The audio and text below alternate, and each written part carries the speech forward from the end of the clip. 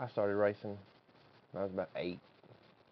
I raced bicycles, four-wheelers, ran track in high school. I've just always been in some kind of racing. I was about 18, started running Chevettes.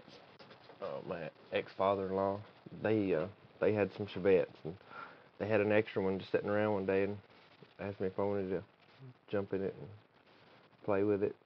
I said, yeah. And I went up there and I came in like second in the first race I ever raced, and just bit me. Watertown, it's a little dirt track up there. Looked like a soup bowl.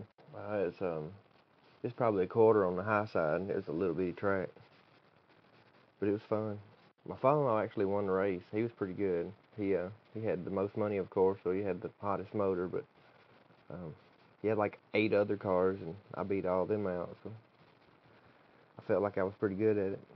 And then a few years went by before I could ever afford to get a car of my own, and then I finally found one out in a field somewhere and fixed it out and started running it. And I've just been racing ever since. Only one I got left now is a 39. Just I kind of had them set up for a little short flat track, one for a big bank track, and just kind of like NASCAR. Have my own little car set up for each kind of track. We ran like 4 different tracks. Glasgow, Kentucky, which was a big track. It's kind of like Baxter. We ran some at Baxter. We ran at Golden Mountain, and then Lafayette and Watertown. It was me and a guy named Chad Lester, Buddha, a guy named Jason, and Kim. Kim would always go. She drove one actually one night. I've been with Kim about 4 years. I met her and I was putting in the alarm at her daycare, and that's how we met. We got to talking, and actually I used to hang out with her brother in high school. Yeah, that was our first date we ever had, and was at the track. No, it got rained out. We came back to her house. And Chevette's probably 40. Probably 40 first place wins, and I don't even know how many seconds or thirds. And I don't know how many dead lasts either. I ran them 10 years. That was a new class, a new group came up to Watertown, and those little things were fast. And I'd watched them and watched them, and I was tired of winning in Chevettes, to be honest. So I moved up, thought it'd be the next challenge, and I bought that car on a Wednesday and went back to the track Saturday and won, and never looked back. I won every race I was in just about. I give $3 grand for that car, and then I blew up 2 motors because they had little 750s in them to start with. Then they opened up this modified class where you could have anything up to 1,000 cc.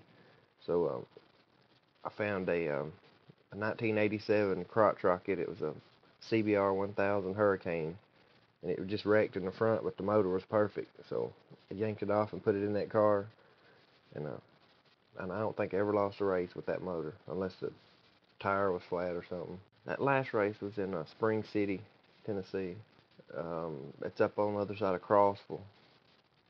Pretty good ways from here. It's about a 2-hour drive. Typically on any given Saturday, there were 30 of those cars. That night,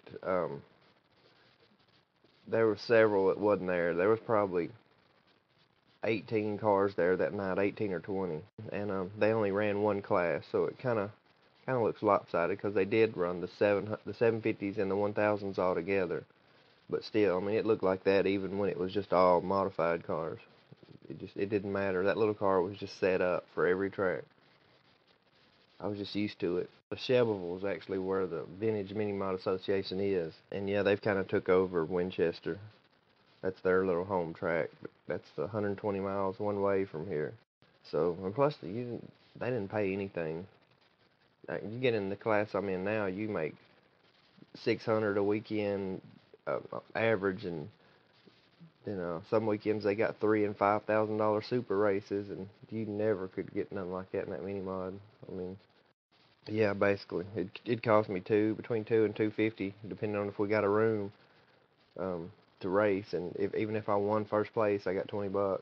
Yeah. So I mean, that was just a dump load of money into nothing.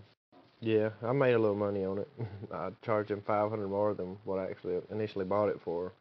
Yeah, it was a winning car. No, he ain't even called me. He probably can't win with it, so. Oh yeah, no doubt.